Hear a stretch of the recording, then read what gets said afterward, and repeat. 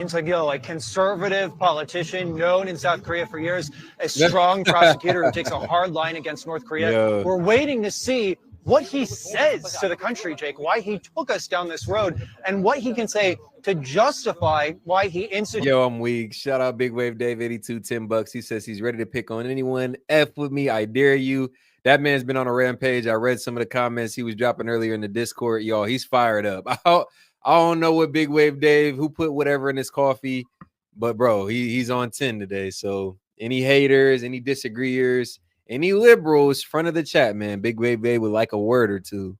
Instituted martial law for the first time since 1980. Shout out Big Now, to Wave set Dave. the scene, the tableau, we're just a couple yards away from the National Assembly, the heart of government here in Seoul, where most of this saga went down after the president's announcement. Over my right-hand shoulder, we have a banner that says "Now impeachment in Korean," and then after we zoom in and show you that banner, let's come over to my left, and you can see well before sunrise, Jake, we still have people, grandmas, kids, students, canceling work, canceling school, staying here in freezing temperatures, not going anywhere until President Yoon steps down. Bringing it back to America, Jake, as you mentioned, crucial for stability here in this country, where we have 28,500 service members. It grows well over that number if you include the military families and civilian personnel at Camp Humphreys, about 60 miles away, a 1-hour drive from North Korea, the United States' biggest military base overseas.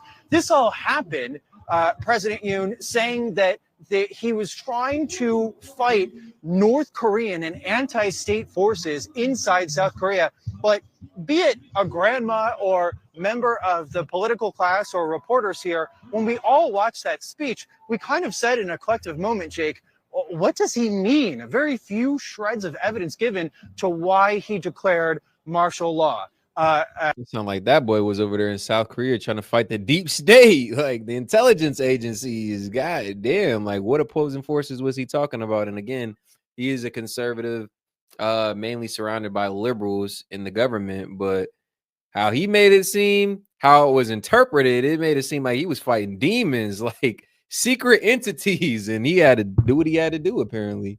It seems as though most of the military presence that lined the street has been. But just to be honest, like his approval rating, like I said, was already hovering at 17%, well below where you would like it.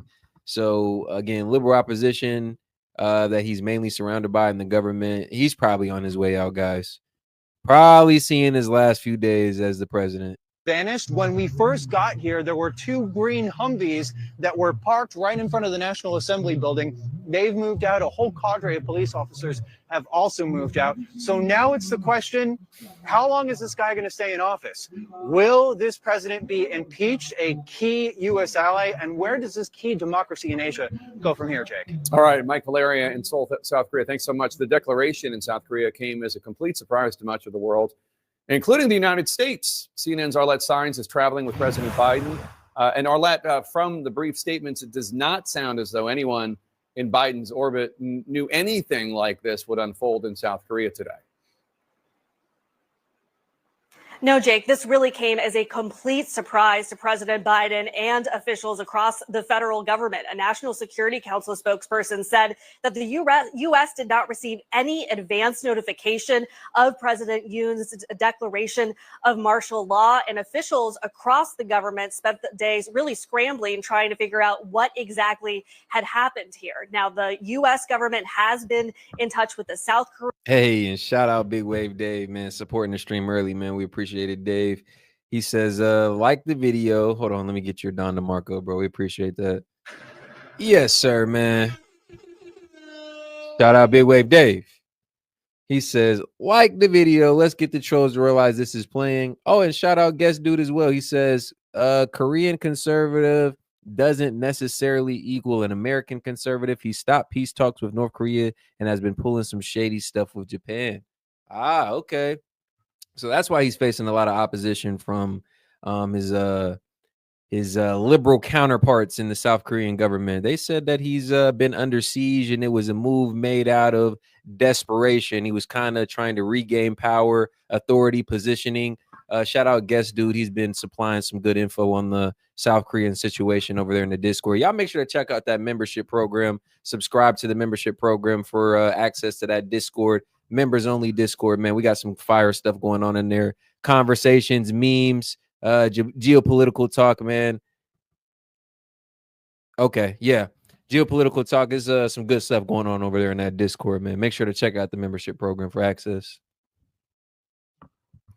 Korean government, and a State Department spokesperson this afternoon has said that the U.S. hope was that this would be resolved peacefully. But for President Biden's part, we have heard very little, almost nothing from him relating to this situation after he delivered a Biden just too worried about his own ass right now. He just pardoned his son. He's over here still reeling from that, hoping nobody really flashes the light on why he did it and what might he'd be trying to hide. He's trying to shade into the background. He's not really too worried about answering questions right now. But it is kind of funny how this has happened and Biden's been on mute. Speech at the National Museum of Slavery here in Angola this afternoon, the president briefly answered a reporter's question, saying that he was about to be briefed on the situation.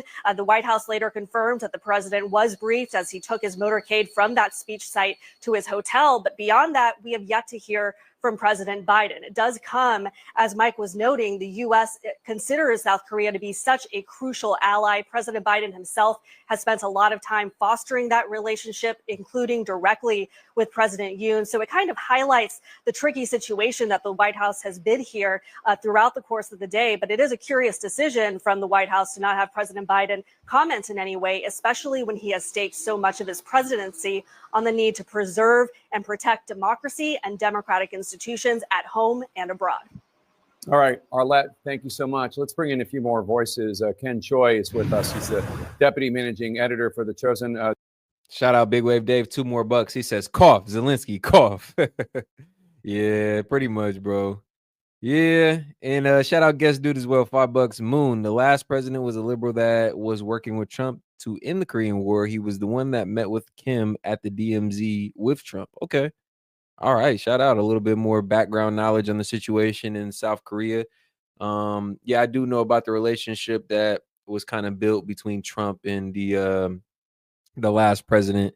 So we kind of have a storied history with South Korea. And as they just said in the CNN video, Biden spent the duration of his campaign. I'm sorry, his presidency, the duration of his presidency, building up a relationship with the South Korean president, Yoon Suk Yeol. A daily newspaper in South Korea. Ken, it's just after 6 a.m. where you are. Many Koreans are just waking up to all this. Do you think the dramatic scenes might spawn even more protests throughout the day?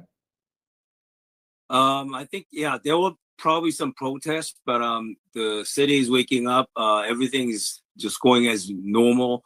I just looked out the window and the traffic is, the same as yesterday.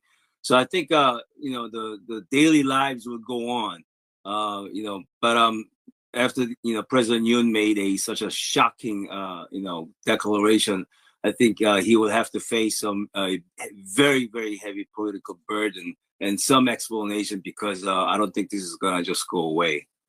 And Ken, the president there is obviously extremely unpopular. He claimed that he declared martial law to somehow rein in power, but how? What did he gain from this move today?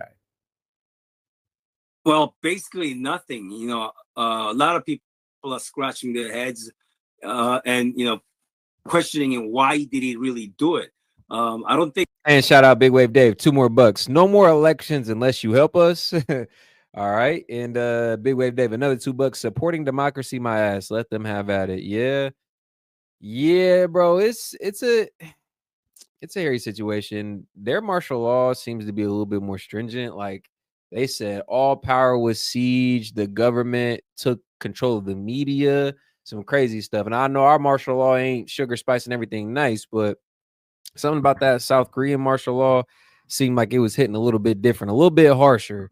So let them have at it. But man, that's pretty much stripping all the rights away from the citizens, to be honest. They wouldn't have any rights over there with that martial law if it was to stand. I think there's any, That's why they were so quick to protest it. Matter of fact, you had again, liberal politicians who called for citizens to show up at Parliament and protest the decision. Like, it was that serious, guys. It happened late Tuesday night. You know, it's Wednesday over there now in South Korea. Keep in mind the difference of time zones. It's already been reversed. They already said this situation, or I'm sorry, said the decision was invalid. They already ruled it invalid. Shout out Big Wave Dave 82, $2 more. Not our country, not our problem. We have our own. Yeah, very true, bro.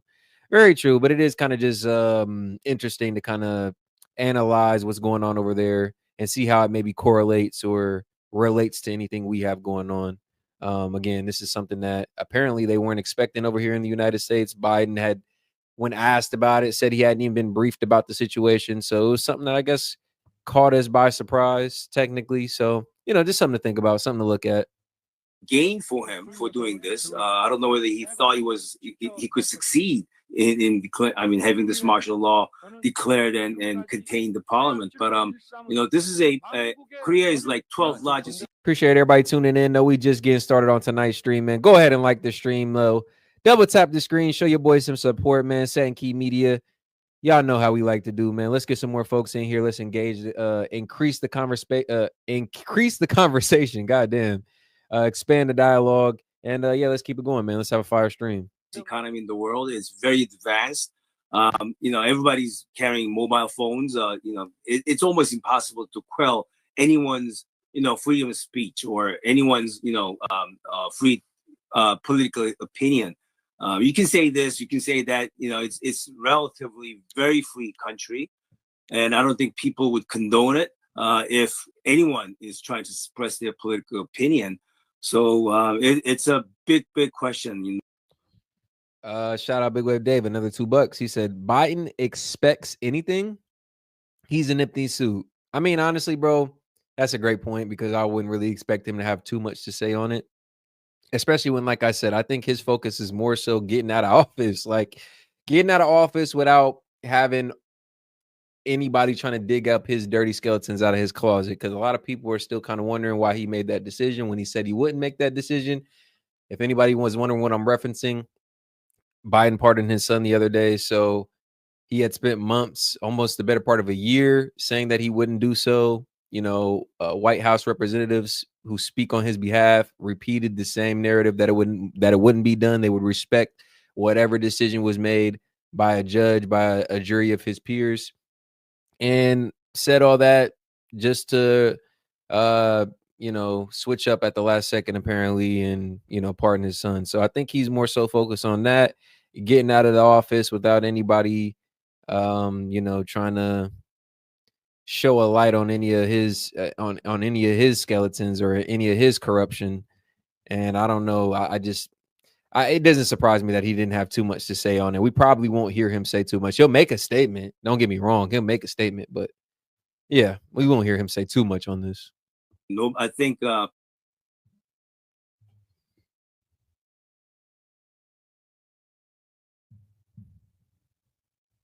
president has to explain today or tomorrow why he did it, and all the political repercussion will be coming at him. So we have to see. And Jay Lee is CNN's senior White House correspondent. She joins me in studio here. And shout out Big Wave Dave, another 5. He says, okay, we are done talking about it, Key. Leave it, please. I got you, bro. We're going to transition. It's just, we're just starting it off with something informative. And President Biden has put a lot of effort into building this relationship with this South Korean president. When President Biden made his first visit to Asia a couple years ago, South Korea was one of his first stops. He hosted this president at the White House just last year. How might this impact U.S.-Korean relations?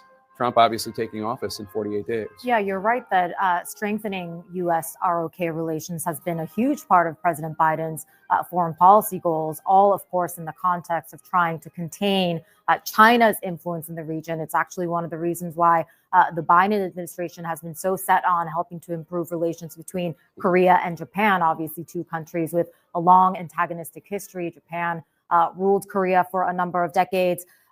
It's less that there's, I think, necessarily been such great personal chemistry between the two men, but that the president has just had a lot of occasions to be with Yoon Suk-yeol. The trip that you mentioned back in 2022, the president himself then hosted Yoon for a state visit. Last year, there was also that Camp David trilateral summit between U.S., Korea, and Japanese leaders. That was unprecedented. I think given all of that, we just have to see exactly how President Biden addresses this. As Arlette said, we've barely heard anything from the White House. Is there going to be some kind of personal condemnation of Yoon? I know for a certainty that he will say in some form or fashion that the U.S.-South Korea relationship remains ironclad. He will likely say to some effect that despite what happened over the last 24 hours, that is an alliance and a relationship that is going to endure. But the reason here in the U.S. that whatever Biden says is going to be so important and closely monitored is because of what we have coming in the next couple of weeks, the transition of power from Biden to Donald Trump, somebody that he has repeatedly said is a threat to democracy. So I think in those ways, this international event hangs over sort of the local dynamics here that is coming to Washington. Interesting. CNN's Oren Lieberman's at the Pentagon for us. Oren, the U.S. obviously. All right, guys, and yeah, just something to keep our eyes on. Obviously, you guys can you can be sure SET and Key Media will keep you updated on this situation as it develops. But again, just something to keep your eyes on. South Korean president declaring martial law. The decision was very shortly after that overturned. But you know, as the power exchange happens here in America, with our relationship to South Korea and their governance, it's something just to keep an eye on. But we're going to transition into the next video, guys. Here we got Charlemagne going off on the Dems after the Hunter Biden pardon. And I'll be honest, guys, the Democratic Party, even before that, before this happened, was in chaos. You got a lot of infighting going on. You got a lot of finger pointing and name calling. As somebody who sits on this side of politics, I don't want to say it's enjoyable. I don't want to say I get some type of satisfaction from watching this, from watching their house burn down. But I will say this, for all the name calling, finger pointing, and the ill will they had sent towards us, it is kind of funny to see them going through it themselves at this point in time. But shout out Big Wave Dave, $5 more. Trolls, my balls will be on your chin tonight. Hey, yo, like I promise, I know you have been waiting for it. Chime in pansies. Yo, Big Wave Dave is on one, man. I ain't gonna lie, I want to see it happen too. If you in here and you a hater or you a disagreeer, a naysayer, whatever, man, step to the front of the chat, man. Like I said, Big Wave Dave wants to work with you. Shout out Big Wave Dave. He on one. He ain't playing. Interviewing Joe Biden, and he said, you know, if you don't vote, he asked him a tough question. Biden didn't like it. He said, well, you know what? If you don't vote for me, you ain't black. Mm-hmm. He's like, and you saw him take a double. Excuse me? Yeah, Joe Biden when he was vice president. So since that time, he made it clear, too, that he wasn't going to vote for Joe Biden this time. And then Kamala Harris, who they've been friends with when she was a DA or Attorney General out in Florida, California. When she went in, he went all in. Mm-hmm. No doubt about it. He also expressed chagrin when he saw Joe Biden, who he knows called Donald Trump Hitler and a fascist that would ruin the country and end all elections, shaking hands and explaining pleasantries in the White House. And now his surprise continues to grow. He's wondering, how sincere were you when you said that? And now he's wondering, too, after the pardon, do I have to rethink entirely the entire party? Right, because Joe Biden was emphatic. Hey, and shout out Tracy Karen, one of the members, $5. LMAO, Big Wave Dave, go get him. Yeah, facts. Hey, Big Wave Dave be on one 9 times out of 10, but I guess today he's on 12. He ain't on 10. But shout out Big Wave Dave, another 5, man. Appreciate the support, guys. My balls are cold. I need a crap-filled mouth to Dave. Yo, somebody check on this man. Like anybody who's close to Big Wave Dave, please check on this man. Matter of fact, Big Wave Dave, you good? Like, is you cool, bro? Like, it's been Dave, dog. Oh my goodness. He was not going to pardon Hunter Biden, his son. We all knew he was gonna. Charlemagne knew he would, but nonetheless, he had a great soundbite yesterday. Charlemagne did, and we're going to play it for you about how essentially Joe Biden has blown up his own party. Democrats can't say you're the ethical party anymore after what Joe did to all of us. I told you. Hunter was singled out because he broke the law. He was singled out because he had an illegal gun and tax evasion charges, not because he was the president's son. And I just want Democrats to stop acting like they are on this moral high ground politically when they have shown us they're not, whether it's skipping the primary process when Biden stepped down and things like Biden pardoning his son. Stop acting like y'all the pure party and Republicans aren't. And it also shows me elected officials can do whatever they want as long as they have the political will and courage to do it. Yeah, I don't know if he was convinced he was going to. And that's exactly what I said. Due process goes out the door. Obviously the law goes, respect for the law goes out the door when you have the political prowess, when you have the power, the influence. Like when you're the president of the United States, I mean, I guess it's implied you got power. I guess it's implied you can do whatever. But when you go and in fact do whatever, you pardon your son, you supersede any judicial process, you give him a 10-year pardon that